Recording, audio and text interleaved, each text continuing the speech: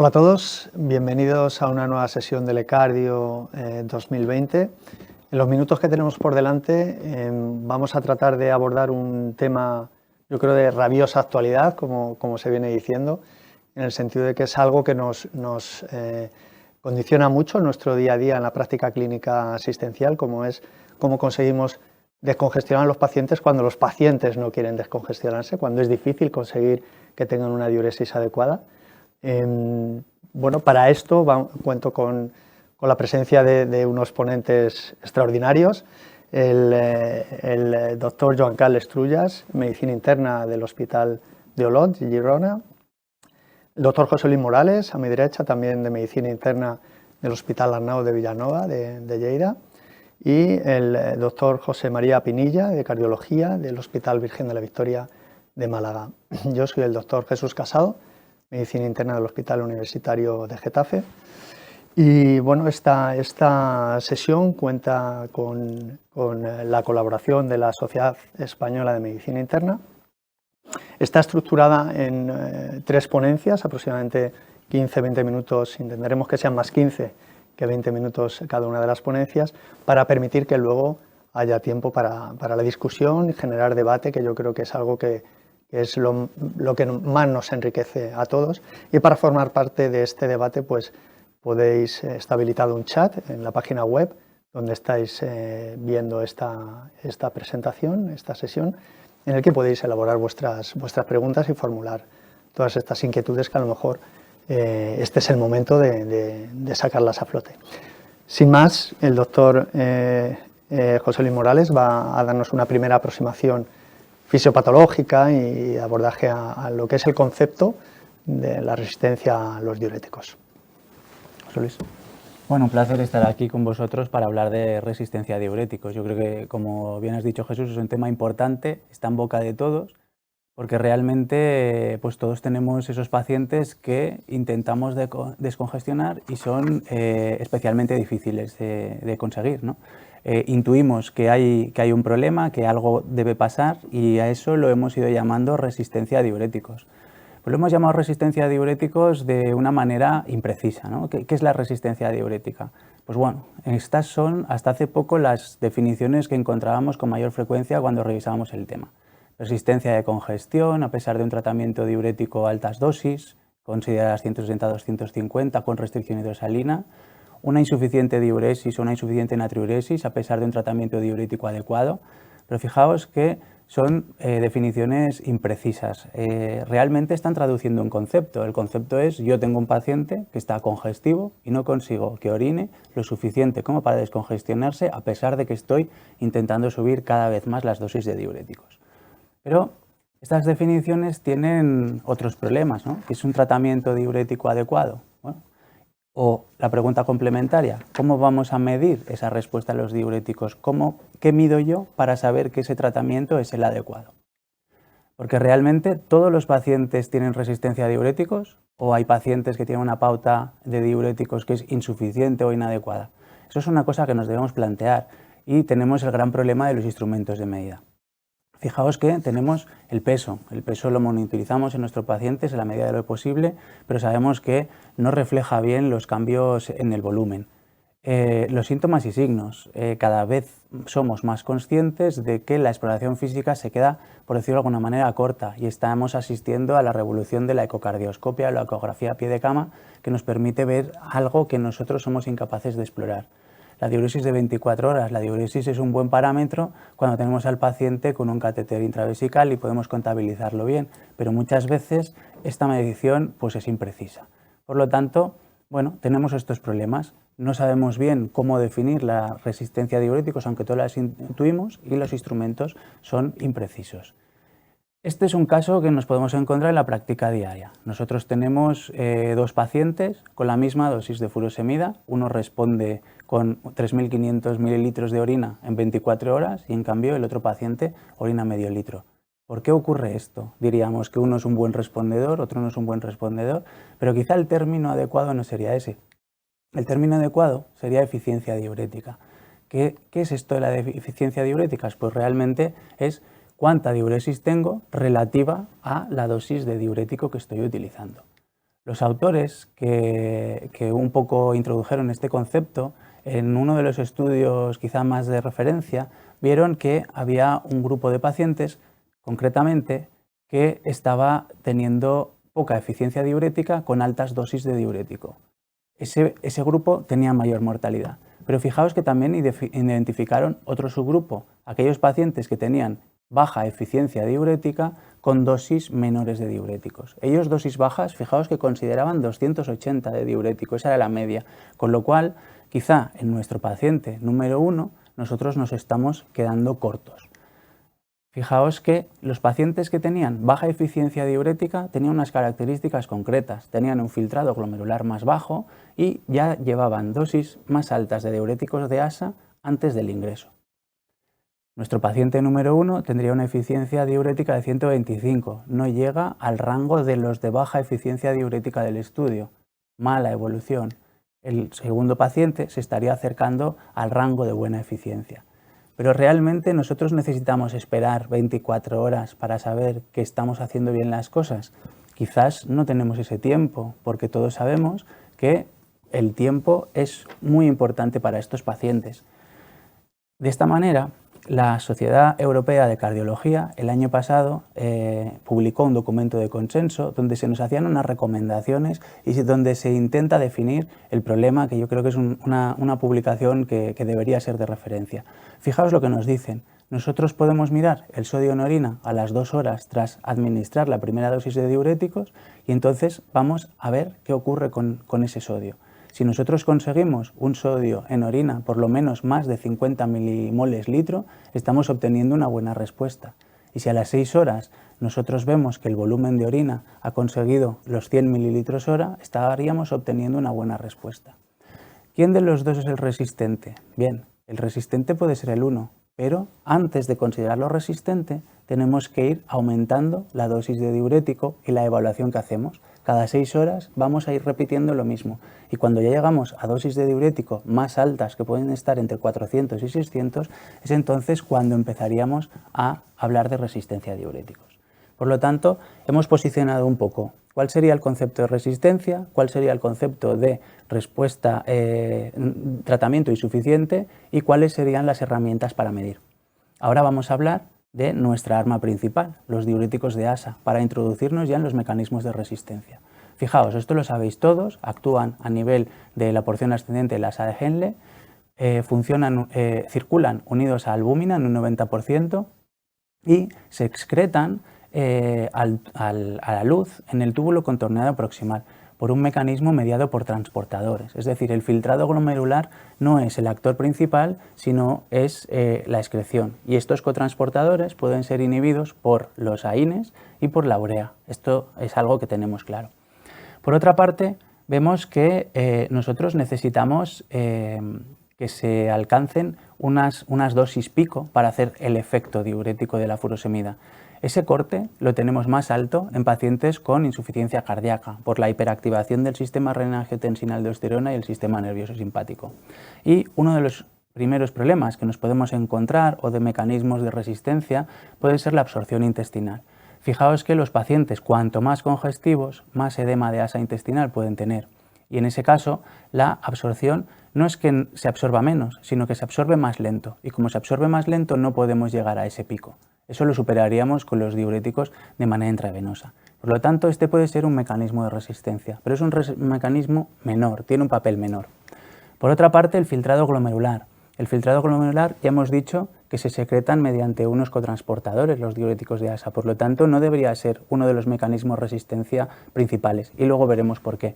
Y por otro lado está la albúmina. En pacientes con hipoalbuminemia podríamos encontrarnos que no llegase tanto diurético a la zona de acción, pero eso sucederá con las hipoalbuminemias graves, aquellos pacientes muy avanzados, malnutridos. Realmente los estudios, los ensayos clínicos no han demostrado una relación con la albúmina, pero si os fijáis en la letra pequeña en las tablas, tienen hipoalbuminemias de 3, de 3,1. Eso realmente son hipoalbuminemias que bajo mi concepto serían de poca cuantía. Otro de los mecanismos de resistencia está directamente relacionado con la farmacocinética y farmacodinámica del diurético de ASA. Fijaos, nosotros cuando damos un bolus tenemos un efecto natriurético y ese efecto natriurético después del pico se va perdiendo.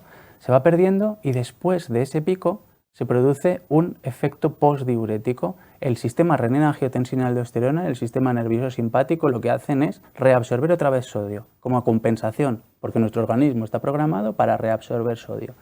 Cuando damos la siguiente dosis de diuréticos, y fijaos que la damos a las 6 horas, porque la vida media de la furosemida, el más utilizado, son 6 horas, se consigue una natriuresis, pero esa natriuresis toca un techo. Esto se produce también por activación del sistema renina-angiotensina-aldosterona y sistema simpático. Y como veis, en cada dosis va bajando ese techo y esto se llama el fenómeno de frenada. Llega un momento que no podemos subir más el efecto natriurético. Esto, el fenómeno de frenada y el fenómeno postdiurético, sienta las bases que han dicho algunos autores de vamos a darle a los pacientes una perfusión continua a altas dosis para ver si conseguimos un mejor efecto diurético. Y esto mis compañeros os hablarán un poquito más tarde. Por lo tanto, ya sabemos que hay unos mecanismos inherentes al diurético de ASA. Pero ahora nos vamos a salir del ASA de Henle y nos vamos a centrar en la parte de antes, en el glomérulo y en el túbulo contorneado proximal. Fijaos, siempre se nos ha dicho que una caída del filtrado glomerular se va a asociar a una resistencia a diuréticos. Pues realmente los datos no apuntan a eso. Los datos están apuntando que efectivamente el paciente con un filtrado glomerular bajo va a tener una peor respuesta al diurético, pero esa peor respuesta la vamos a conseguir vencer aumentando la dosis de diuréticos. Por lo tanto, no sería realmente un mecanismo de resistencia, sino sería una cosa a tener en cuenta para saber que en esos pacientes vamos a necesitar titular a dosis más altas. Pero fijaos, lo que sí nos dicen los ensayos es que la elevación de urea se correlaciona con una disminución de la respuesta a diuréticos. ¿Por qué sucede esto? Fijaos, en el túbulo contorneado proximal nosotros vemos que no solo se reabsorbe sodio, se reabsorbe bicarbonato, se reabsorbe glucosa y se reabsorbe urea. Y esa urea elevada nos está indicando que hay una hiperactividad en esa zona, mediada como siempre por el sistema renina-angiotensina-aldosterona. Es decir, sería un marcador subrogado de actividad del sistema renina-angiotensina-aldosterona. Y fijaos que aquí ya os he puesto un tic verde. Ese es uno de los mecanismos que ya empieza a tener más peso. Pero quizá el peso principal de la resistencia a los diuréticos real va a estar aquí, después del ASA de Henle. Fijaos que tenemos dos bombas, una al final de todo en el túbulo colector que está mediada por aldosterona. Esta bomba intercambia sodio por potasio, conocemos que la aldosterona es quien controla eso, pero realmente absorbe una pequeña cantidad de sodio. Y hay otra en el aparato yuxtaglomerular que intercambia, reabsorbe sodio y cloro y que se encarga del 5 al 10% en condiciones normales. ¿Pero qué ocurre? Cuando nosotros estamos bloqueando con los diuréticos de ASA, ese sodio que se escapa hacia las partes más distales de la nefrona, esta bomba se encarga de recogerlo, porque, insisto, nuestro organismo está programado para reabsorber ese sodio. ¿Qué ocurre? Que esto es más patente en aquellos pacientes que están recibiendo diuréticos de ASA de forma crónica, sobre todo aquellos que tienen dosis altas de diuréticos de ASA. Fijaos, se produce un remodelado, igual que en el corazón se produce remodelado a nivel de la nefrona. Entonces, estas nefronas hipertróficas consiguen reabsorber aún más sodio. Fijaos en otro detalle, todos los ensayos clínicos recientes nos están diciendo que entre el 85 y el 90% de pacientes que entran en esos ensayos, incluso en clase 2, están recibiendo dosis de diuréticos de ASA. Por lo tanto, quizá nos tenemos que empezar a plantear si hay que empezar a retirar en algunos pacientes esos diuréticos para evitar estos problemas. Y este quizá es el mecanismo más importante, o por lo menos se cree que es el más importante, de la resistencia al diurético de ASA. Fijaos que con este breve resumen hemos repasado las bases fisiopatológicas y sentamos las bases del tratamiento. Fijaos que quizá no solo nos tenemos que centrar en los diuréticos de ASA, sino tenemos que ir a actuar a otras zonas de la nefrona y concretamente esta es la del aparato yuxtaglomerular, la que ahora es el target de algunos ensayos clínicos y es el objetivo. Hemos aprendido eso, les preparo el terreno a mis compañeros, que son los que van a hablar de cómo vamos a combinar terapias, pero también hemos aprendido otra cosa.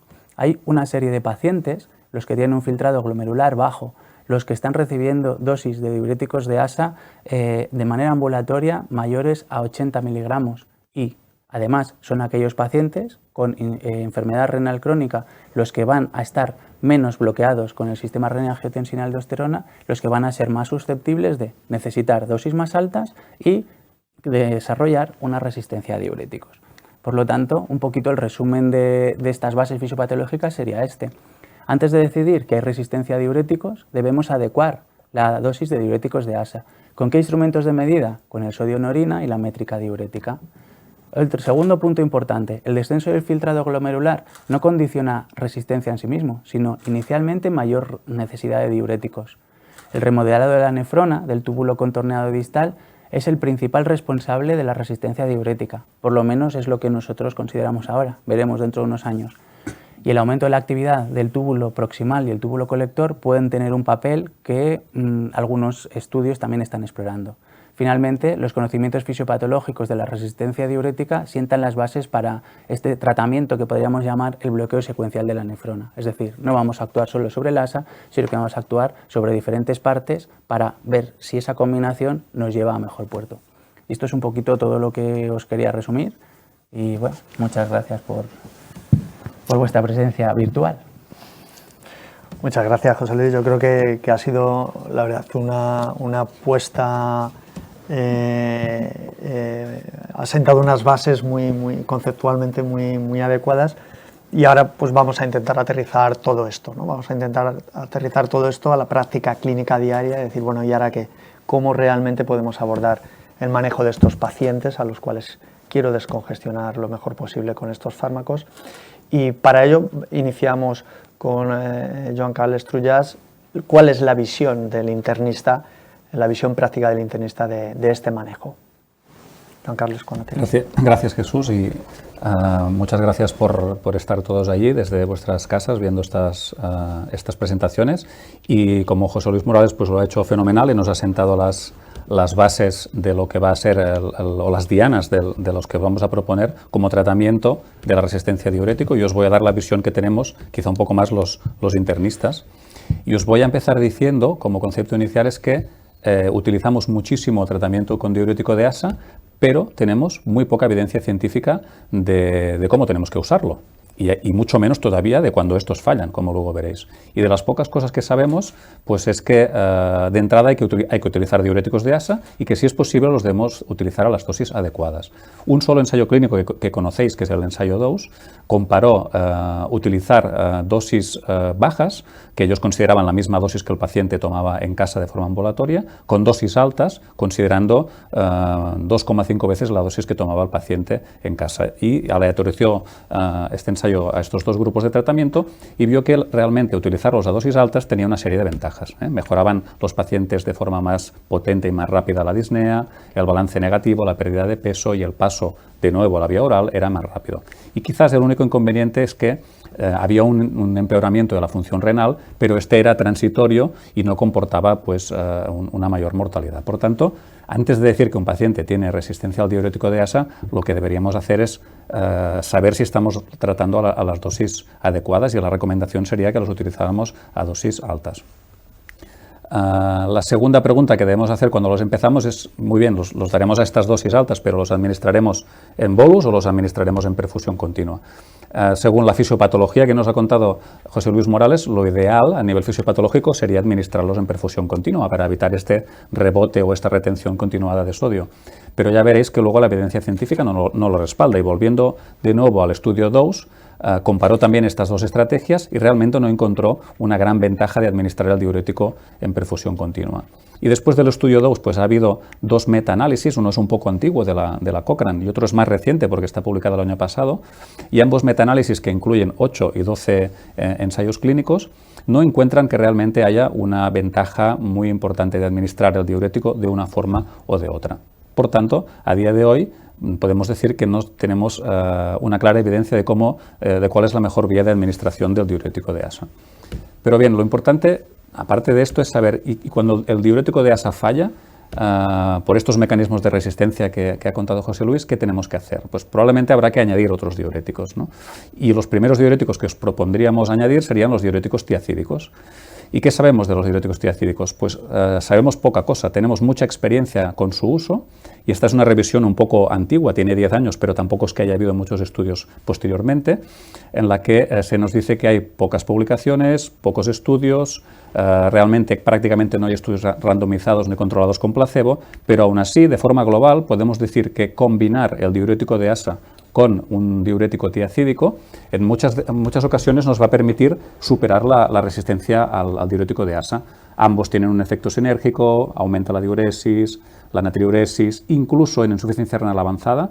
El concepto de que el diurético tiacídico con un filtrado por debajo de 30, en monoterapia quizás sí, pero de forma combinada funciona, es decir, no hay que dejar de dar un diurético tiacídico porque el filtrado sea bajo, porque va a funcionar igualmente. No hay uno que sea superior a otro, aunque probablemente os vamos a recomendar que utilicéis más hidroclorotiacida que clortalidona, y solamente hay que ir con mucho cuidado con efectos adversos, especialmente a nivel de iones, sodio y especialmente hipopotasemia. Y si esto funciona, además esta es una estrategia que es muy económica. Otra opción, si no añadimos antes de pasar a la siguiente opción, os quería comentar que desde el grupo de insuficiencia cardíaca de la Sociedad Española de Medicina Interna hemos terminado un ensayo clínico que se llama Chlorotic, y que lo que hemos hecho es incluir pacientes que estaban tomando 80 miligramos de furosemida en casa, y a pesar de lo cual ingresaban por descompensación, y los hemos aleatorizado a recibir placebo o hidroclorotiacida, aparte de una pauta de furosemida por vía intravenosa. Y el objetivo es ver si en estos primeros 5 días de tratamiento añadir hidroclorotiacida puede ser una estrategia rápida y efectiva para mejorar los síntomas. Esperamos que a mediados de este año pues podamos empezar a mostraros los resultados de este estudio. Y como os comentaba antes, si no añadimos un diurético tiacídico, también podemos añadir otro diurético, que son los antialdosterónicos, especialmente espironolactona. Y os he escogido estos dos estudios porque tienen resultados quizá un poco contrapuestos.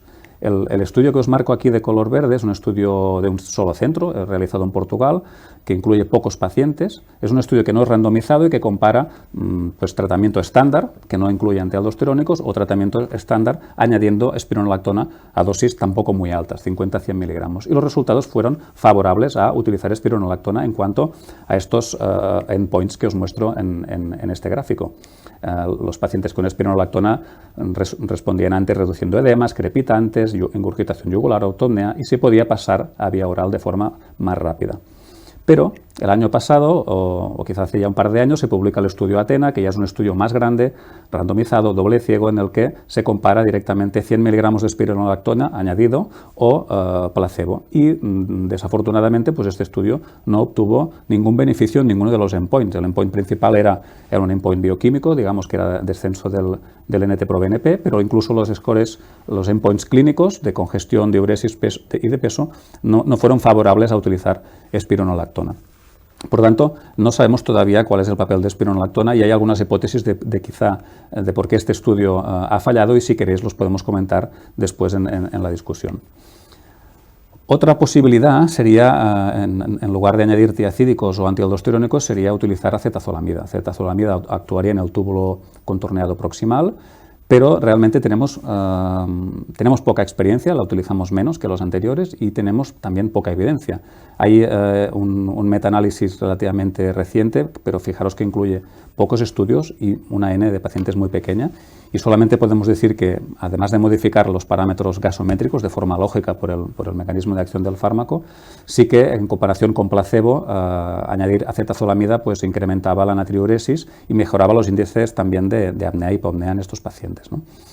No sabemos todavía qué papel va a jugar acetazolamida en la resistencia diurética, pero quizá cuando tengamos los resultados de este ensayo clínico que está en marcha, pues podemos daros más información, ¿no? Este es el ensayo ADBORD, que pretende reclutar más de 500 pacientes, y la estrategia va a ser añadir acetazolamida por vía intravenosa, que esto puede ser una limitación en los países que no dispongan de ella, y la comparará con placebo, y el objetivo es ver si mejora la descongestión este tratamiento.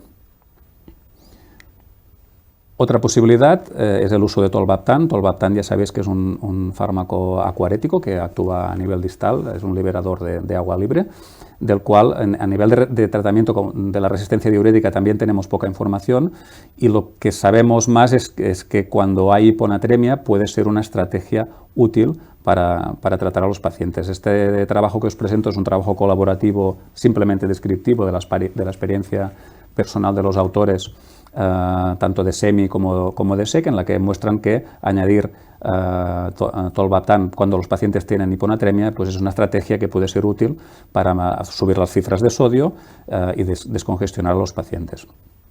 A consecuencia de este trabajo, pues, los mismos autores publicaron este artículo especial en la revista de la Sociedad Española de Medicina Interna, donde se propone un algoritmo de tratamiento con tolvaptan a los pacientes con insuficiencia cardíaca e hiponatremia para que todo el mundo lo utilice de una forma segura y de forma un poco más protocolizada. Otra opción de tratamiento que os proponemos es el uso de suero salino hipertónico.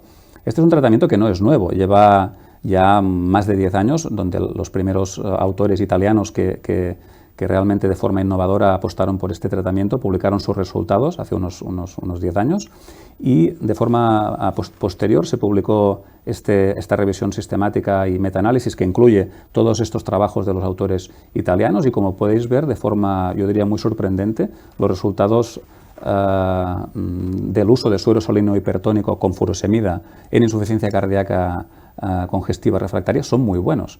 Sirve para para descongestionar, pero también se ve que los pacientes se mueren menos, hospitalizan menos, la estancia hospitalaria es más corta y la función renal también está mejor preservada. Este es un tratamiento que desde mi punto de vista está un poco infravalorado en algunas guías o en algunas recomendaciones de tratamiento, pero yo creo que no lo tenemos que perder la vista en el futuro, porque es probable que lo vayamos a utilizar cada vez más en el futuro y que vayamos cogiendo experiencia en qué pacientes puede estar directamente indicado. Un poco para terminar, os voy a mostrar este trabajo que ya ha enseñado José Luis Morales en su introducción, que es el algoritmo que propone un grupo de trabajo de la Sociedad Europea de Cardiología. Es un trabajo de opinión personal, no es un trabajo basado en grande evidencia científica, pero es una buena propuesta. Y quizá los puntos más importantes no me voy a detener, o sea, recomiendo que lo leáis a fondo para entenderlo en profundidad, pero me voy a detener en los puntos importantes, y es que de entrada, cuando utilizamos el diurético de ASA, es muy importante saber si el paciente es naïf o no. Es decir, si el paciente nunca ha tomado diurético de ASA, probablemente va a responder y no habrá que utilizar dosis muy altas. Pero es importante saber si es un paciente que lleva mucho tiempo con diurético de ASA. Es muy probable que vayamos a necesitar dosis más altas, y es muy probable que de forma precoz vayamos a necesitar un bloqueo secuencial de la nefrona. El siguiente punto importante, lo ha comentado ampliamente José Luis Morales, es que en las primeras horas, en las 6 primeras horas después del inicio del tratamiento, hay que estar atentos a la natriuresis y a la diuresis para saber si el paciente va a responder o no, y para, de forma precoz, ir aumentando las dosis de forma rápida, no entretenernos y aumentar de forma rápida las dosis, quizá con un techo de 400-600 miligramos diarios de furosemida, por encima del cual probablemente no tenga sentido aumentar más. Y a las 24 horas, después de estas primeras 24 horas, pues habrá que evaluar cuál es la diuresis de 24 horas, y si vemos que esta diuresis es insuficiente, iremos aumentando las dosis de diurético de ASA, pero si esto falla, ellos proponen llegar hasta 400-600 miligramos. Yo personalmente no esperaría a llegar a tantas dosis, y todavía más si el paciente no es naïf para diurético de ASA, y nos proponen añadir un segundo diurético. Nos ponen en primera línea un diurético tiazídico, en lo cual podríamos estar de acuerdo. En segunda línea de tratamiento nos proponen utilizar acetazolamida o amiloride. Yo creo que tenemos poca información a este respecto. Creo que es un poco injusto quitar a espironolactona de entrada ya de esta opción de tratamiento, porque puede haber pacientes que puedan beneficiarse de este tratamiento, y quizás un poco precipitado añadir los ISGLT2 como tratamiento diurético, no como tratamiento modificador del pronóstico, sino como tratamiento diurético para la descongestión. Y para concluir, os dejo estos mensajes un poco prácticos para llevar a casa, con los ensayos que nos dan o nos van a dar la respuesta, y es que mis conclusiones serían que hay que utilizar los diuréticos a dosis altas de entrada, y que probablemente más de 400-600 miligramos al día no tiene sentido. Antes hay que empezar otras estrategias. Los podemos utilizar en perfusión continua si uno lo considera necesario o tiene experiencia, pero antes es recomendable empezar con un bolo antes de la perfusión. Si vamos a hacer un bloqueo secuencial de la nefrona, os recomendaría de entrada los diuréticos tiacídicos, quizá mejor hidroclorotiacida. Clortalidona hay quien la utiliza también de forma exitosa, pero tiene una vida media más larga y nos puede dar problemas de efectos adversos. Los antialdosterónicos yo no le cerraría la puerta, es un fármaco que si el paciente no lo estaba tomando pues, y tiene la fracción de eyección deprimida, pues lo podemos dejar introducido y aparte es un fármaco que mejora el pronóstico. Y cuando el paciente tiene hiponatremia tenemos dos opciones, una sería tolvaptan y otra sería el suero salino hipertónico, y una a nivel de costes está claro que el suero es muy económico y que el tolvaptan sabemos todos que tenemos problemas para poderlo administrar a nivel de financiación. Acetalzolamida yo creo que puede ser un fármaco prometedor, especialmente en pacientes con alcalosis metabólica, y cuando los resultados del estudio ADBOR salgan, esperemos que sean favorables, y yo creo que hoy en día es prematuro recomendar los SGLT2, insisto, como tratamiento diurético. Y en fin, con esto termino lo que os quería contar. Muchas gracias, Joan Carles. Yo creo que nos has dado un montón de herramientas que podemos utilizar prácticamente todos en estos pacientes. Y bueno, ahora vamos a ver pues lo mismo, cuál es la visión del manejo de la resistencia a los diuréticos, pues la visión de un cardiólogo. Probablemente haya muchos puntos coincidentes, espero que no haya demasiados, porque si no el debate va a ser demasiado simple, pero seguro que nos da una visión pues bueno, que es en cierto modo diferente y constructiva para todos. Así que sin más, José Manuel, todo tuyo. Bueno, pues en primer lugar agradecer que la SEMI haya aceptado la invitación para participar en el cardio, que yo creo que es necesario que colaboremos porque nuestros pacientes se van a beneficiar seguro, y pacientes, como hemos estado hablando antes de iniciar el debate, pues hay para todos, ¿no? Efectivamente, yo creo que lo más importante es que prácticamente el manejo práctico de la resistencia diurética desde el punto de vista del cardiólogo se parece mucho al del internista. Y muchos de los mensajes pues, van a coincidir bastante con lo que va a estar tuya, ¿no? Sí me gustaría empezar hablando del problema que tenemos, ¿no? Es este problema epidemiológico fundamental, una patología crónica como la insuficiencia cardíaca, con incidencia y prevalencia crecientes, un envejecimiento poblacional que está ahí y que no hace más que crecer, y cada vez más pacientes, y frente a muchos de ellos, sobre todo los pacientes con fracción de eyección preservada, pues pocas opciones terapéuticas, por lo menos hasta el momento, ¿no? Paradigma de patología crónica, donde fundamentalmente es el ingreso lo que motiva o lo que se asocia al gasto sanitario, pero que no debemos olvidar que el ingreso también implica un gasto social, psicológico para el paciente y sobre todo funcional. Cada ingreso es un deterioro funcional y que progresivamente lo lleva inexorablemente hacia la muerte, de manera que el ingreso se convierte en un factor pronóstico independiente de mortalidad, y ahí hay que incidir mucho, ¿no? Es decir, intentar evitar que el paciente ingrese, y en eso tiene mucho también que ver la resistencia diurética y el manejo de la resistencia diurética en sí, ingresa o no ingresa el paciente. También ha comentado el doctor Morales al principio el tema de la dosificación de diuréticos. Sabemos que los pacientes que necesitan dosis alta de diuréticos tienen peor pronóstico, claro.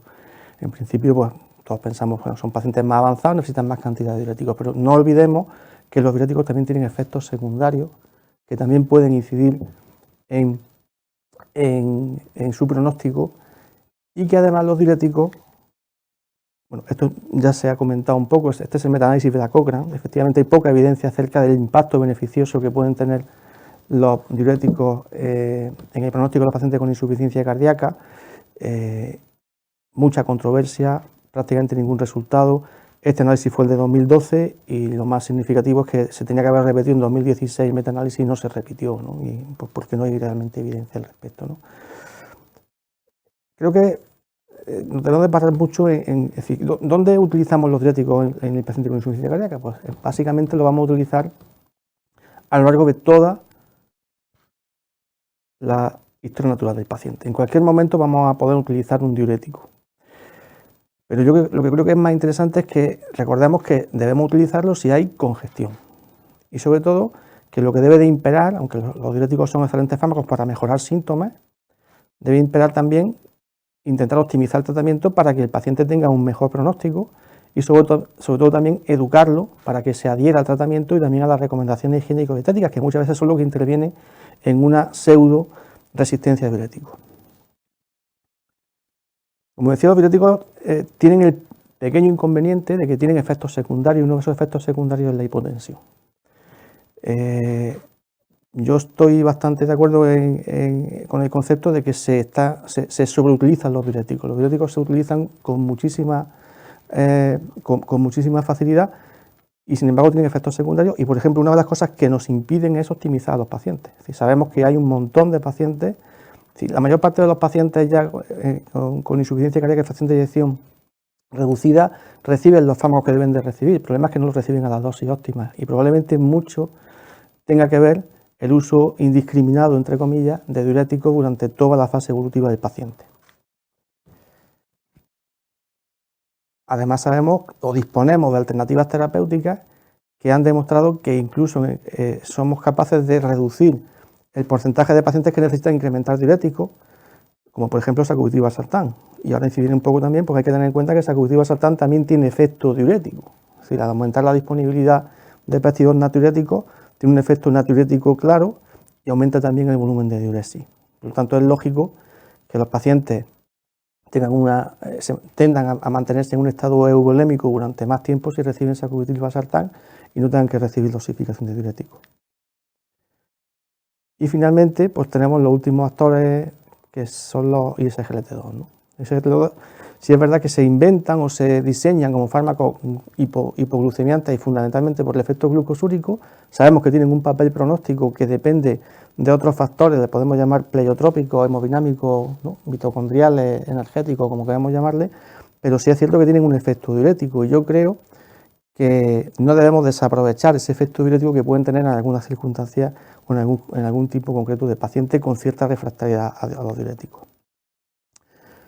Sí es cierto que tenemos la controversia siempre encima de que, bueno, tenemos sacubitril/valsartán, que ya hemos dicho que mejora pronóstico, tiene efecto diurético, y también tenemos ISGLT2, si usarlo o no usarlos conjuntamente, si usar ante uno o antes otro, ¿no? Yo creo que existe bastante controversia al respecto y poca evidencia, ¿no? Sabemos que estos son datos de estudio de APHF, que fueron pocos los pacientes que recibieron sacubitril/valsartán, ¿no? Tanto con el brazo de apagliflozina como con placebo existe poca evidencia respecto a su utilización combinada, aunque pues cada vez se está utilizando más esa combinación, ¿no? Yo creo que el mensaje fundamental de la charlita es que hay, en principio, si no existe congestión, no se deben utilizar diuréticos, por todas estas cosas que hemos dicho, porque los diuréticos no son inofensivos, porque producen trastornos hidroelectrolíticos, porque producen mayor actividad neurohormonal, porque empeoran la función renal y producen hipotensión, y esa hipotensión nos lleva a no optimizar a los pacientes. Y luego es relativamente sencillo, y un porcentaje alto de pacientes somos capaces de retirar diuréticos. Esto es un trabajo relativamente reciente del grupo también de la Universidad de Gante, Martens y Mullens, donde ellos pues evidencian cómo cuando se proponen hacer una retirada de diuréticos, pues a la semana lo consiguen hacer prácticamente en el 80% de los pacientes, al mes se mantienen un 60% sin diuréticos, pero ese porcentaje del mes pues prácticamente se mantiene a 6 meses. Es decir, que a 6 meses un porcentaje muy alto de pacientes consiguieron retirar diuréticos que no los precisaran. Desde el punto de vista práctico creo que es muy importante que se eduque al paciente y sobre todo nosotros remarcamos mucho la dosificación o el régimen flexible de diuréticos, ¿no? Tanto de dosificación como de tratamiento. Muchos pacientes les tenemos puesto a lo mejor el diurético o le prescribimos el diurético, pero solamente en caso de que haya un empeoramiento clínico, o si hay un paciente que requiere una dosificación permanente de diurético, pues intentamos reducir la dosis a la mínima posible y que solamente incremente dosis cuando hay un empeoramiento clínico. Pero claro, para eso tiene que el paciente reconocer claramente cuáles son los síntomas de descompensación, medirse constantes, pesarse todos los días, etc. Y luego una cosa muy importante en nuestro medio y en nuestro país, que es la reducción estacional. Estamos muy acostumbrados a la necesidad de reducir fármacos, pues bueno, en el caso de que haya que reducir fármacos, sobre todo en pacientes con fracción de eyección reducida, pues siempre intentar reducir diuréticos que no han demostrado implicaciones pronósticas frente a otro tipo de fármacos que sí que lo han demostrado, ¿no? En algunos casos creo que es importante utilizar el diurético que más se adapta al paciente. Hay pacientes que se adaptan más a torasemida y otras a furosemida. Incluso hay pacientes que reciben furosemida durante un tiempo, se hacen, entre comillas, resistentes a la furosemida y después con la torasemida les va bien. También un poco pues dependiendo de las circunstancias de cada paciente. Pacientes que tienen una actividad laboral, pues a lo mejor la furosemida les limita más que la torasemida porque tiene un efecto más a largo plazo. En algunos casos creo que es importante utilizar el diurético que más se adapta al paciente. Hay pacientes que se adaptan más a torasemida y otras a furosemida. Incluso hay pacientes que reciben furosemida durante un tiempo, se hacen, entre comillas, resistentes a la furosemida y después con la torasemida les va bien. También un poco pues dependiendo de las circunstancias de cada paciente. Pacientes que tienen una actividad laboral, pues a lo mejor la furosemida les limita más que la torasemida porque tiene un efecto más a largo plazo. Este es el famoso paper que ya los tres lo hemos recomendado. Yo creo que es de lectura obligada y probablemente a mi parecer, yo creo que es el mejor documento de consenso del año pasado en general. Los autores, es cierto que son recomendaciones de expertos que no están del todo basados en estudios clínicos, pero yo creo que sí que hacen un esfuerzo, sobre todo por establecer una serie de pautas y un esquema escalonado para el manejo de la resistencia a diuréticos, y yo creo que es muy útil, y ya digo, yo creo que de lectura obligada. Además también establecen gradación en la congestión, que yo creo que también es una cosa que hasta ahora pues tampoco teníamos demasiado claro cómo definirlo, y creo que también es muy interesante saber un poco en qué situación está el paciente en cuanto a gravedad de la congestión para ser un poco o más o menos enérgico en el tratamiento. También el esquema clásico, que también hemos puesto ya los tres, ¿no? El documento, desde luego, describe fisiopatológicamente de forma espléndida, ¿no?, el mecanismo de todos los diuréticos, los diferentes niveles a los que hacen efecto. Yo simplemente también incidir en que nos acordemos de que la mayor parte del sodio se reabsorbe a nivel proximal, ¿no? Y probablemente ya nos hayamos olvidado, en base a la menor potencia de los diuréticos que teníamos disponibles hasta ese momento ahí, que fundamentalmente la fetazolamida, nos hayamos olvidado de esa porción del túbulo, que yo creo que sí que es importante, ¿no? Y por supuesto, pues bueno, pues como ha dicho el doctor Morales, pues todo lo que tiene que ver con las porciones proximales del túbulo distal, ¿no?, y las tiacidas, y el efecto de resistencia y el efecto sobre todo de hipertrofia que se pueden producir a ese nivel, ¿no? También hemos hablado ya de estudio DOSE. Sí, yo creo que cuando tenemos un paciente en el que sospechamos resistencia a diuréticos, pues lo primero que hay que hacer es cambiar la vía de administración, ¿no? Pues todos esos efectos de la congestión de la mucosa intestinal, etcétera, pues lo primero que podemos hacer es cambiar la vía parenteral. ¿Bolo o perfusión? Pues como hemos visto, no hay diferencia en principio en términos de pronóstico. Simplemente que si utilizamos la perfusión vamos a conseguir una pérdida mayor de peso en menor tiempo, a expensas de un empeoramiento de la función renal que después tampoco tiene una trascendencia específica en el pronóstico. Todos también somos muy proclives a la utilización de la bomba elastomérica, esto sobre todo en pacientes que requieren de mucha dosificación de diuréticos. Para evitarles que vengan al hospital con mucha frecuencia, pues utilizamos bombas elastoméricas. Tienen la facilidad de que son muy sencillas de poner. Nosotros utilizamos pues esta bomba, que es de infusión fija de 2 mililitros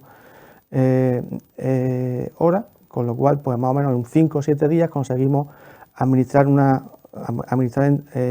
pues 500 miligramos de furosemida a una velocidad de infusión aproximadamente que equivaldría aproximadamente a una ampolla de furosemida pues cada 5 o 6 horas aproximadamente, ¿no?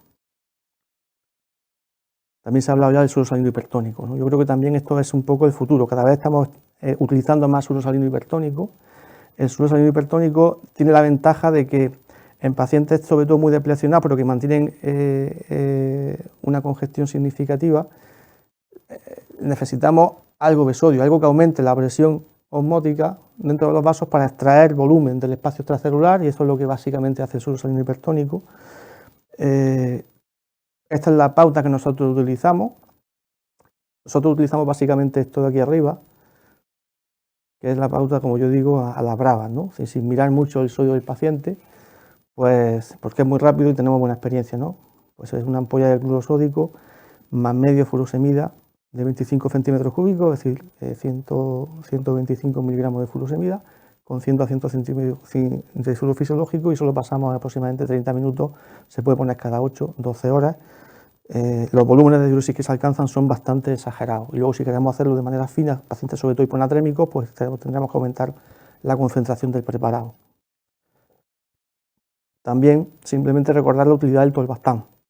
Yo creo que es un fármaco que tuvo la mala suerte de que se testó de una manera que no creo que fuese la mejor, en un ensayo muy extendido donde se pretendía utilizar el tolvaptan en todos los escenarios de insuficiencia cardíaca descompensada.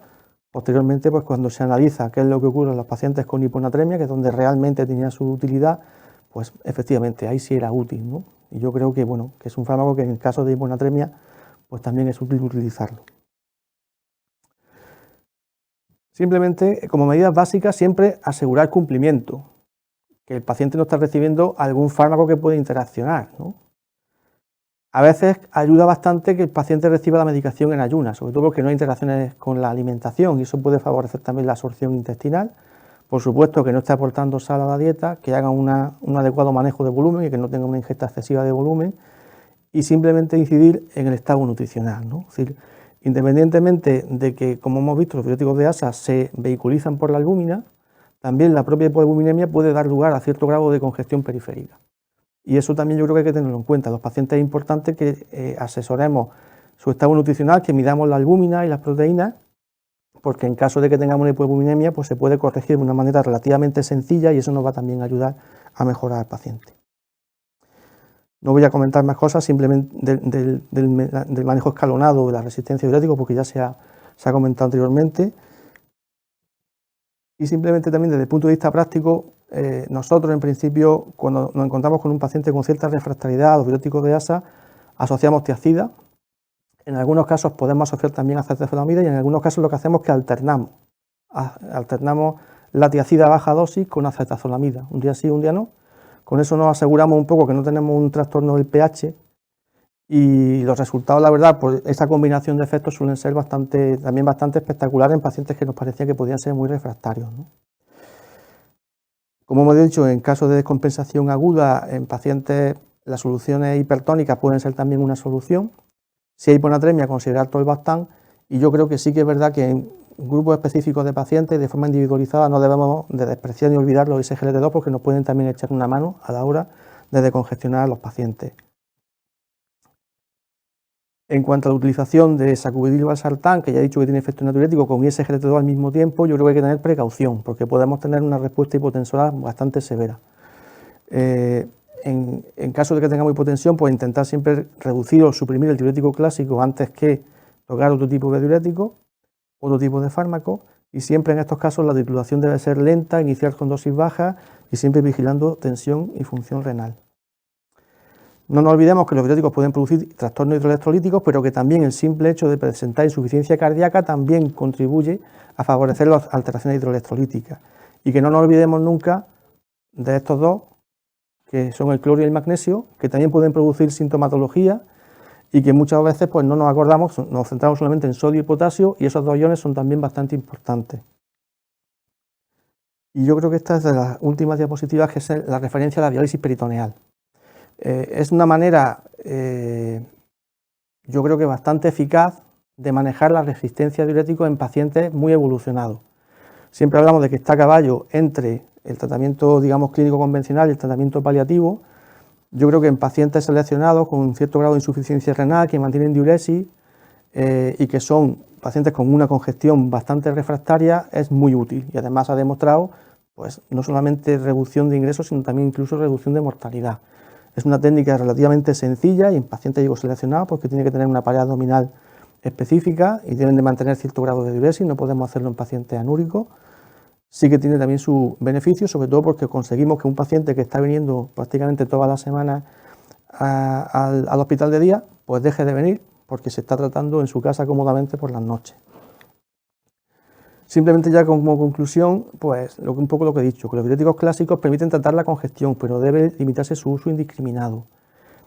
Es importante reconocer los fenómenos de congestión refractaria, y yo creo que el documento de consenso de la HFA permite un abordaje escalonado y con una base fisiopatológica adecuada, muy centrada en la concentración urinaria de sodio y la monitorización del volumen de diuresis, pero yo creo que eso era necesario que alguien lo pusiera por escrito, ¿no? Porque hasta ahora nadie lo había hecho. Sacubitril valsartán nos puede permitir, también los SGLT2, ya que han demostrado un beneficio pronóstico, claro, en pacientes con insuficiencia cardíaca, pues que estas dos opciones tienen un efecto diurético. Entonces el uso combinado de diuréticos clásicos puede producir efectos indeseables y evitar una titulación correcta. Y su utilización conjunta es posible, pero debe realizarse con un control estricto de función renal, tensión y equilibrio hidroelectrolítico. Y ya esta es mi última diapositiva, simplemente reivindicar la importancia que tiene el hospital de día, más cosas, pero especialmente en el manejo de la congestión refractaria, ¿no?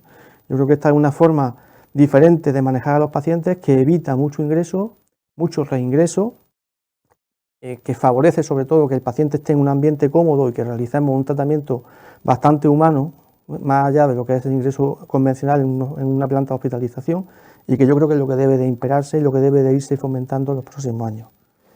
Y yo creo que ya está, esto es lo último que tenía que decir. Muchas gracias, José Manuel. La verdad es que hay mucha tela que cortar. Enhorabuena, os habéis ajustado muy bien a los tiempos y yo creo que han quedado grandes puntos aclarados, o por lo menos que hay puntos de consenso.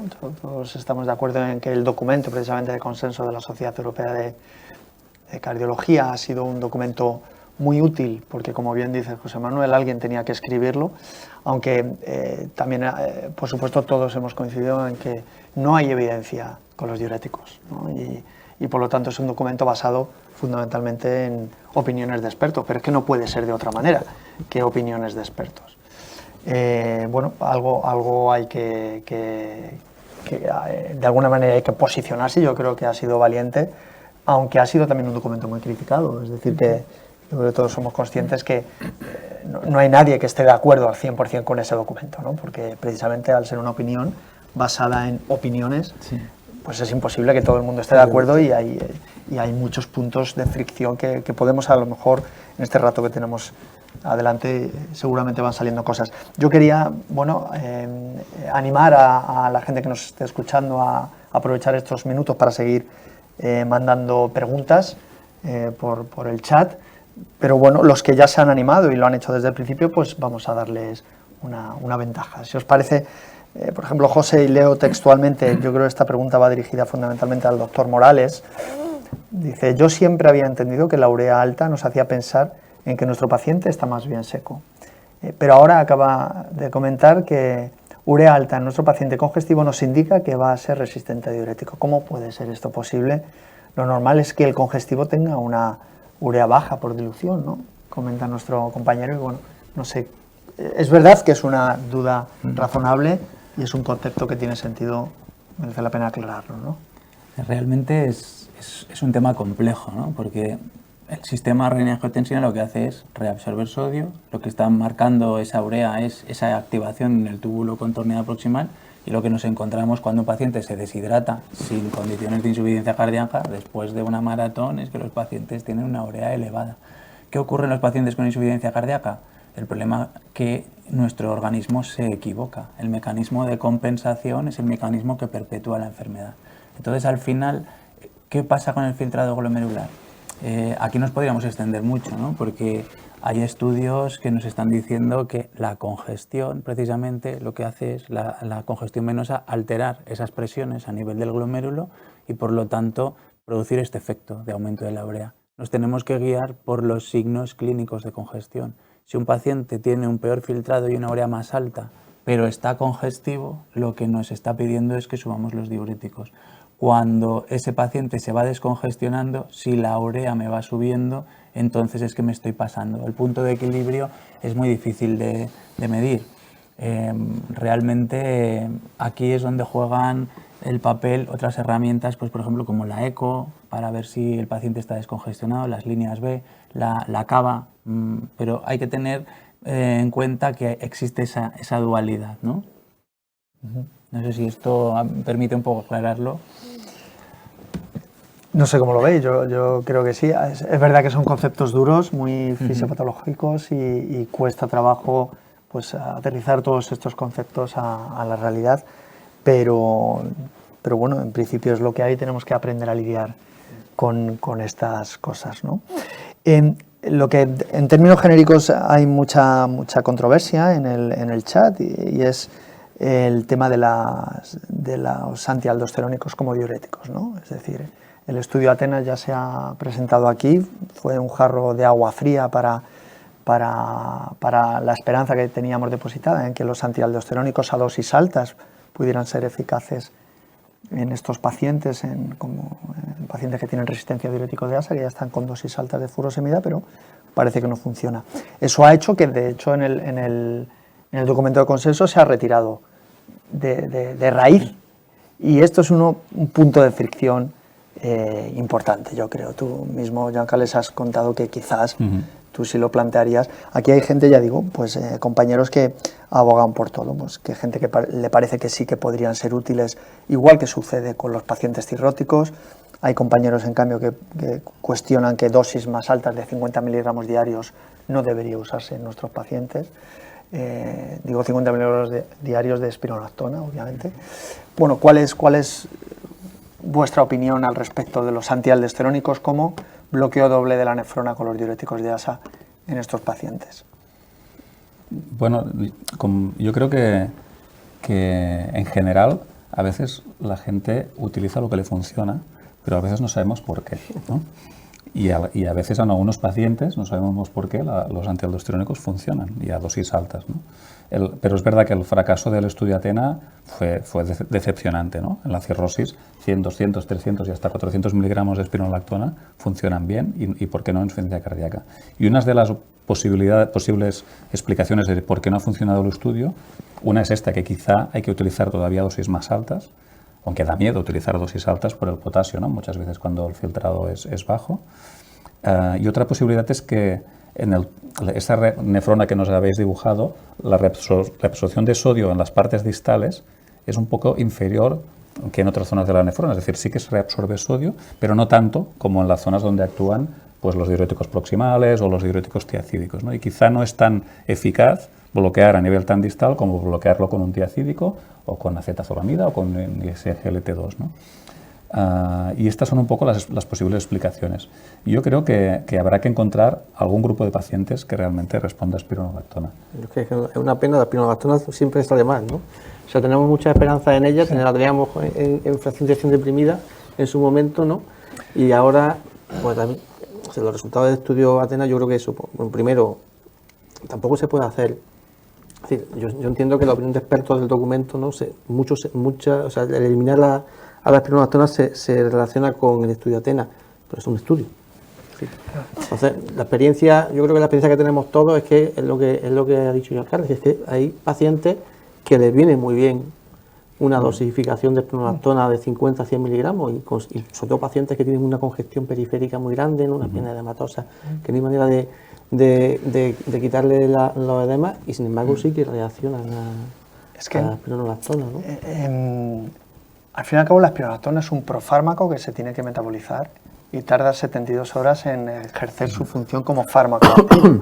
El tiempo en el que han medido la respuesta a la espironolactona en el estudio Athena era 96 horas. 96 horas. Sí. Realmente un profármaco que estamos dando a nuestro paciente que va a empezar efectos 72 horas de media después de haber iniciado el tratamiento, realmente creemos que a las 96 horas iba a dar tiempo para encontrar resultados adecuados. Es que la propia metodología del ensayo clínico en ese sentido es un poquito muy limitada, ¿no? Entonces,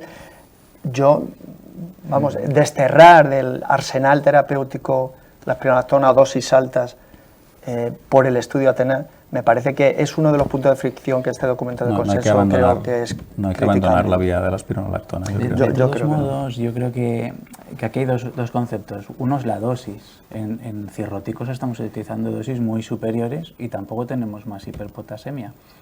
Hay algún estudio antiguo con espironolactona que estaban utilizando dosis de 200 y superiores y que lo que pasa es que metodológicamente pues tiene muchas carencias. Y otra cosa, volviendo a mi terreno de la fisiopatología, es escoger bien al paciente. Una de las propuestas de artículos antiguos, y de hecho esto en nuestro manual de insuficiencia cardíaca de la SEMI lo tenemos introducido así, es cuando un paciente tiene un potasio en orina alto, es porque se está intercambiando mucho sodio por potasio. Por lo tanto, sería un paciente que sería más susceptible a responder a espironolactona que uno que tenga un potasio con unas cifras en orina más bajas, ¿no? Entonces, eso quizá tendríamos que este bloqueo secuencial, el problema es cómo lo llevamos a un ensayo. Lo complicado es diseñar ensayos, ¿no? Y de hecho, en su momento cuando estábamos diseñando el Cloroti, pues nos planteamos esa estrategia, al final era tan compleja que no... Ese es el problema que tenemos, pero quizá hay que volver un poco al origen, ¿no? Del médico que se sabía la fisiopatología hacia la prueba razonada. Sí, pero en cierto modo tenemos que dar herramientas lo más estandarizadas posibles. Sí, es decir, por supuesto, siempre acabamos con la coletilla de hay que individualizar y eso, por supuesto, hay que hacerlo. Pero también hay que intentar buscar herramientas lo más estandarizadas posibles para que podamos partir de una actuación básica, basal, y luego podamos someter al paciente a una parte porcentual de nuestra actividad de individualizar, pero de alguna manera deberíamos de intentar conseguir homogeneizar. Yo me voy a mojar. Tú te vas a mojar. Paciente con potasio en orina alto, porque ya que le miro el sodio, le voy a mirar el potasio, podría ser un paciente candidato a espironolactona, ¿no? No sería un empirismo, estaría guiado ese empirismo, por decirlo de alguna manera. ¿Cuál creéis no sé si estáis de acuerdo conmigo vosotros. ¿Cuál creéis que es el mayor miedo, la mayor limitación que puede tener un clínico a la hora de pautar espironolactona a dosis altas en nuestros pacientes? Insuficiencia renal, ¿no? Creo yo, ¿no? Insuficiencia renal y potasio, ¿no? A eso voy. Aunque Teniendo en cuenta la nueva era. En el futuro tendremos nuevos fármacos que nos van a permitir ya están aquí, es decir, utilizar. Eso es lo que yo quería sacar, ¿no? Es decir, quelantes de potasio, ¿no? Eso es. Yo probablemente creo que una de las máximas limitaciones que tiene un clínico a la hora de pautar un bloqueo doble de la nefrona con antialdosterónicos es el miedo a una hiperpotasemia. Y afortunadamente parece que estamos entrando en un escenario de tranquilidad.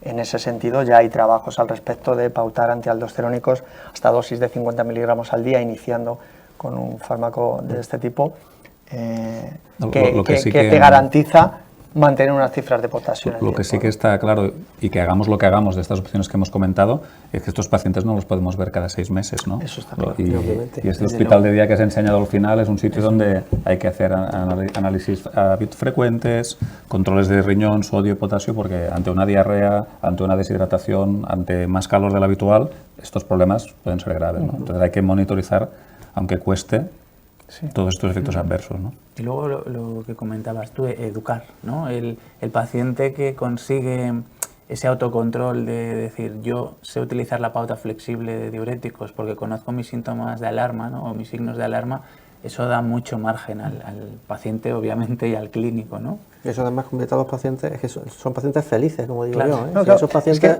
porque se dan cuenta de que ellos mismos controlan su enfermedad, los empodera tremendamente, son conscientes de que evitan ir al hospital, que es que los pacientes no quieren ir al hospital, ¿eh? Yo no conozco muchos pacientes que quieran ir al hospital, aunque pensemos otra cosa, los pacientes no quieren ir al hospital. De hecho, cuando nosotros vemos a los pacientes en hospital de día y en consulta de enfermería, que nos echan una mano tremenda al respecto, los pacientes dejan de ir, no van a urgencias, vienen allí, ¿no? Porque claro, se evitan 5 horas de espera, más la analítica, más todo.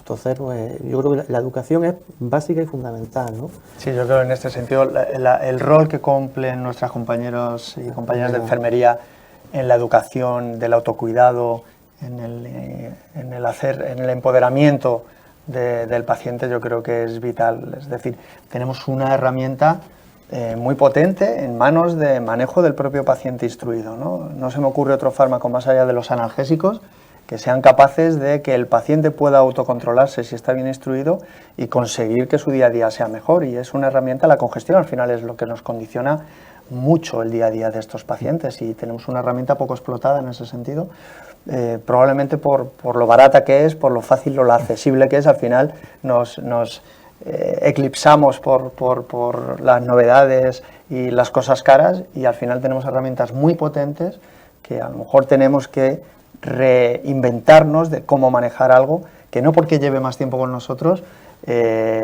significa que lo estamos haciendo bien, todo lo contrario. De hecho, a mí me llama la atención que haya sido necesario una publicación de un documento de consenso del manejo de los diuréticos, que es el fármaco más antiguo en el tratamiento de la lesión cardíaca y acaba de ser publicado ahora, ¿no? Pues algo no estaremos haciendo bien con los diuréticos. Yo, por mandar, si os parece, mensajes también a la audiencia claros, hay compañeros también que lo han preguntado. Estamos hablando de la resistencia a los diuréticos de ASA, pero vamos a mojarnos, vamos a poner un número. ¿Cuánto tiene que estar tomando un paciente de furosemida para que consideremos que ya tenemos que asociar un segundo fármaco bloqueante de la nefrona? Es decir, ¿puede ser así de simple? Ponemos el Dintel en 80 miligramos diarios y si sigue congestivo no sigo subiendo, ya pongo otro segundo fármaco o subo a 160 miligramos. Aquí no hemos dado una... Hace años comentábamos que de hecho en el Clorotic hemos puesto 80 miligramos diarios y aquí yo he leído 160 miligramos diarios de furosemida, a partir del cual ya hay que empezar a pensar en resistencia a diurético de ASA. Compañeros nuestros pues se lo plantean, bueno, ¿a partir de qué nivel de furosemida asociamos? Nosotros en la práctica nos quedamos en medio, nos quedamos en 120. O sea, vosotros utilicéis 120 como dosis tope a la cual ya empezáis a asociar un segundo fármaco, ¿vosotros?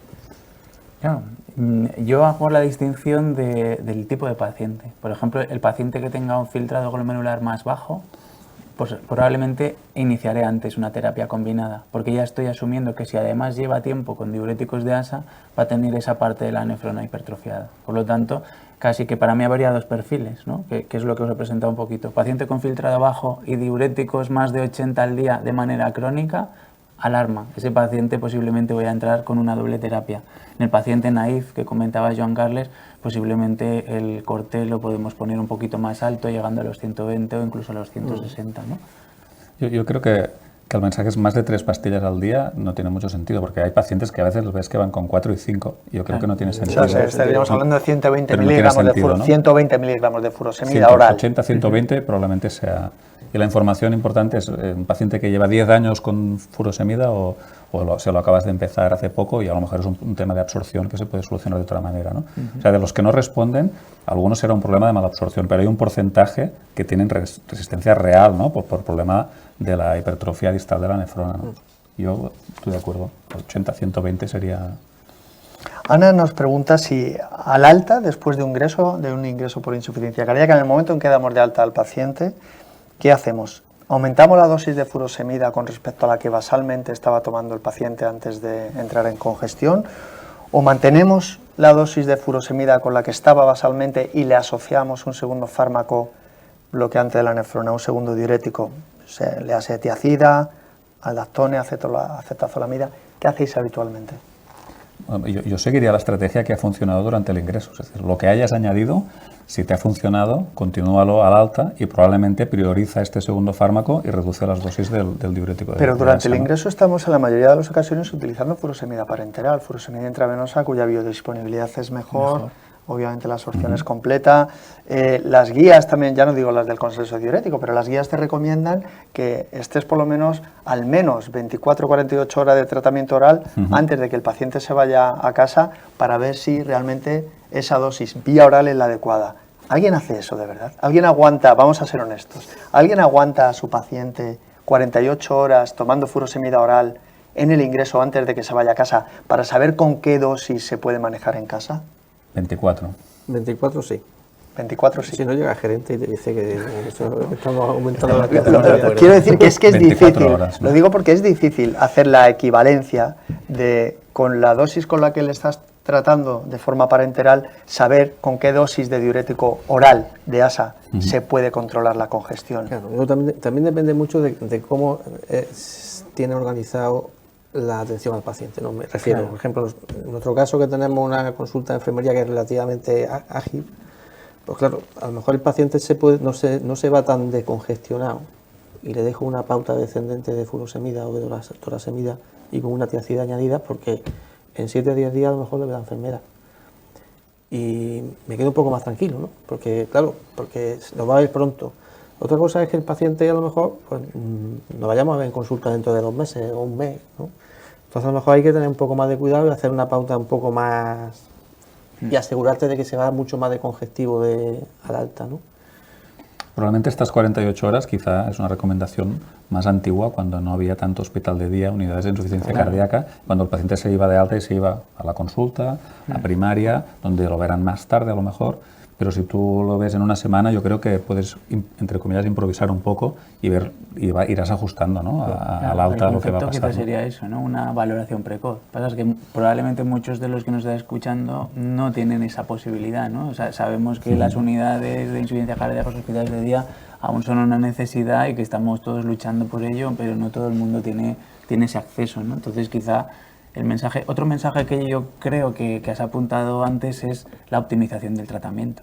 Claro, también tendremos que ver si ese paciente está optimizado antes de darle de alta, porque quizá no es cuestión de subir los diuréticos, es cuestión de mejorar otros tratamientos, ¿no? Incluso hay pacientes donde ya estaban tratados con IECA o ARA2 y empiezas con sacubitril valsartán y tienes ese efecto de ahorro de diurético, ¿no? Entonces, hay que mirar un poquito cómo está optimizado el tratamiento y a partir de allí, ¿no? Dar una pauta a otra en función de lo rápido o lento que vas a ver al paciente en consulta, quizás sería ese el mensaje. Bueno, nos quedan 5 minutos. Yo quería aprovechar, porque hay preguntas muy interesantes, es imposible que todas las expongamos aquí en este tiempo, tenemos que ir seleccionando. Yo, como soy el moderador, pues soy el que lleva la sartén por el mango y elijo aquellas también, lo siento, que creo que a mí también me generan dudas, ¿no? Y una de ellas es... ¿qué pasa con la furosemida y los pacientes con insuficiencia renal con filtrados glomerulares por debajo de 30? Hay gente que se cuestiona, ¿es seguro esto? ¿No lo es? Yo tengo mi opinión personal, yo creo que no solo es seguro, es que no solo hay que poner la dosis que tenías pautada, pensada de furosemida, es que hay que duplicar o triplicar la dosis, porque la furosemida al final, bueno, tú lo has explicado, la furosemida para que funcione tiene que entrar dentro del túbulo, se tiene que filtrar y eso no lo hace gratuitamente, no lo hace pasivamente, sino que hay una bomba activa que en la insuficiencia renal hay iones orgánicos que compiten por esa bomba y por lo tanto no se filtra. Entonces yo creo que no solo es que sea segura, es que además hay que incrementar la dosis en pacientes con deterioro de función renal. Un concepto fisiopatológico, ¿no? Clásico de la nefrología, ¿no? Que es la utilización de furosemida en pacientes con insuficiencia renal crónica avanzada. Pero ¿no? todavía llama la atención que haya esta especie de corriente miedo, ¿no? antigua y de miedo diciendo cuidado con el riñón porque si ponemos dosis altas, como ya tiene un filtrado bajo, va a ser peor y vamos a deteriorar la función renal, cuando el mensaje tendría que ser todo lo contrario. Todo lo contrario. Y muchas veces cuando se descongestionan es cuando mejora la función Exactamente, renal porque después, disminuye la presión venosa central, hay menor presión del parénquima renal, mejora el filtrado cuando precisamente lo hemos descongestionado, para lo cual necesitamos incrementar mucho la dosis de diurético, o sea que eso quiero que quede... Un poco el concepto ese que transmitíamos, ¿no? Realmente los pacientes que van a ser más resistentes o pseudo-resistentes en un inicio son aquellos con filtrados bajos, ¿no? Entonces, ir a por ellos. Antes de decir resistentes, que igual no estamos adecuando la dosis, por lo tanto, duplicarla como mínimo. Bueno, y finalmente para acabar, yo creo que es justo y necesario pues, que os haga la pregunta de qué esperamos del Clorotic, ¿no? Porque al fin y al cabo estamos diciendo que el documento de posicionamiento de la Sociedad Europea de Cardiología en cuanto a diuréticos está basado en opiniones de expertos porque no hay evidencia y bueno, en este ensayo os habéis puesto la intención de decir, bueno, vamos a aportar evidencia a este respecto, ¿no? ¿Qué esperáis? Porque los resultados creo que vamos a poder empezar a verlos en breve, a lo largo de este año. ¿Cuál es vuestra impresión? Yo creo que tiene que funcionar, ¿no? O sea, la experiencia de todo el mundo que utiliza diuréticos tiacídicos es que funcionan, ¿no? No tenemos evidencia, pero tenemos experiencia. Y si no funciona el ensayo clínico es que hemos seleccionado mal a los pacientes, ¿no? O sea, yo creo que es un diurético que tiene que funcionar bloqueando la nefrona y por tanto pienso que los resultados van a ser favorables.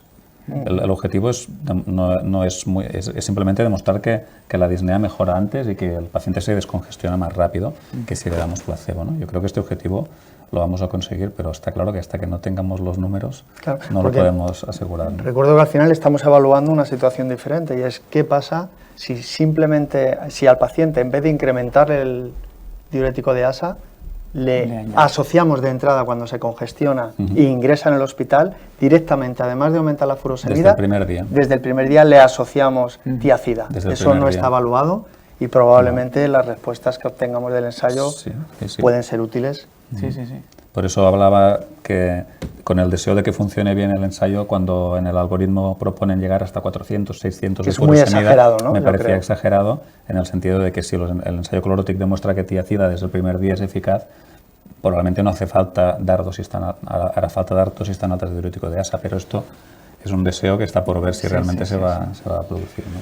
Bueno, pues creo que estamos en tiempo. Muchísimas gracias a todos. Espero que haya sido de vuestro agrado esta sesión. Espero que hayamos conseguido desvelar algunas dudas en un mundo tan complejo pero tan bonito como es el mundo de la descongestión de los pacientes con insuficiencia cardíaca, porque al final es la piedra angular de los tratamientos y, insisto, no por ser unos fármacos antiguos, realmente ya tienen todo dicho y todo lo contrario. Hay mucho que decir en este mundo de los diuréticos, de la congestión y esperemos que esto haya sido una pequeña herramienta para que os sirva en vuestra práctica diaria habitual.